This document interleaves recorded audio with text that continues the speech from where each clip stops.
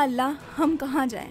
जहाँ जाते हैं वहाँ से निकाल दिया जाता है। फ़लस्तीनी बच्ची की सदा। दिल दहला देने वाली वीडियो ने हर इंसान दोस्त को रोने पर मजबूर कर दिया।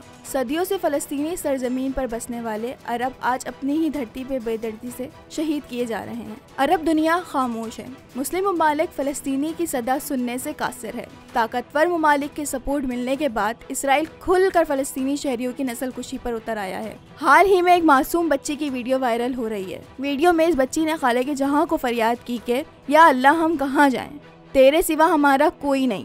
जहाँ जाते हैं वहाँ से इनखला का हुक्म आ जाता है। खुदा के लिए जंग बंद की जाए। मासूम बच्ची ने अरब रहनुमाओं को मुखातिब करके कहा कि खुदारा हम पर रहम करें, हम सड़कों पर सो रहे हैं। वाज़ह रहे कि 7 अक्टूबर 2023 से अब तक इसराइली हमलों में शहीद होने वाले फ़लस्तीनियों की तादाद 53,900 हो गई है, जबकि हमलों में 1,22,000 से ज़ायद फ़लस्तीनी ज़ख्मी हुए हैं।